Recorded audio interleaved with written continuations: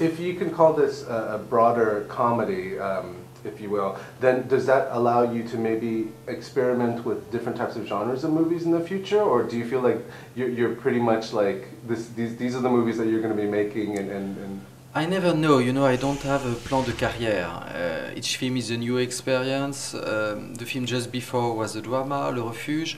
This one is a comedy, and I took a lot of pleasure to come back to comedy. But I don't have some plan, you know. I just want to follow what I live in my life and the proposition, the things which happen in life, you know. I don't know exactly what will be my next project. Maybe it will be a thriller, maybe it will be again a comedy or another drama or melodrama, I don't know. I like not to know too much, you know, to have always the surprise, to discover something new and to try something new. One of the joys of this film is that you get to see Catherine with Gérard, and so yes. How is, you know, just maybe explain the kind of almost, it's so nice to see these two yes. icons together. Was it difficult to kind of get them in the same room in the end, or was it no, like an easy no, sell? you know, Catherine and Gérard know each other for such a long time, more than 30 years, I think. They did Le Dernier Métro in the 80s, it was the first film they did together, and they have there is a kind of chemistry between them, you know. When they are together, you believe in them. And it's funny because for French it's like an old couple of the family, of the French family. Everybody has the feeling that it's a part of her family. So it was a dream to have this couple again together, and especially in the part of Suzanne and Babin, who are an old couple. They had a love story a long time ago. So it's very touching for us French, and I hope for all the other cinephiles of all the world. Does it allow, because you're so comfortable, does it allow for them to play with the dialogue a bit, or was this a very specific type of script that they had to follow? You know, when you have such actors, you just have to follow them, you know. They are so good, they are concrete, and at the same time they have the sense of humor. They get the sense of the scene. It was funny because there is a very emotional scene between them in the nightclub, in the Badaboom. And Gérard and Catherine were a little bit afraid because I direct them in a certain direction. It's very tender and it's quite sad because it's about time pass on, about how is it for people of 60 years old to have a love story? Is it still possible? And they wanted to play it like a comedy, and I said no, it has to be very romantic, like, and they did it, and I think they are very touching. And this moment, when I shot the scene, I wanted to cry because it was like our parents, you know, trying still to have a big love story. Would you, because I know that this was kind of inspired by you watching the election, you know, and so maybe can you expound on that in the sense that, like, what kind of triggered you for you to, like, look into the film like this? There is a politic context in the film, which is the politic context of the French 70s.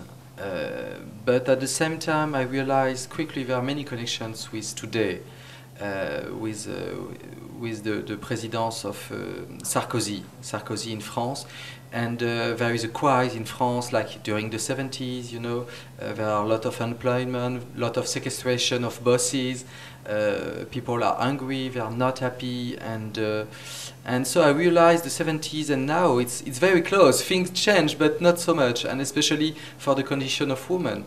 So I decided to keep the story during the 70s because I had the feeling that the spirit of comedy would be easier to get, because if it was today, it would be too difficult for people to love. But the fact is, during the 70s, there is a kind of distance, and at the same time, you can do the links with today.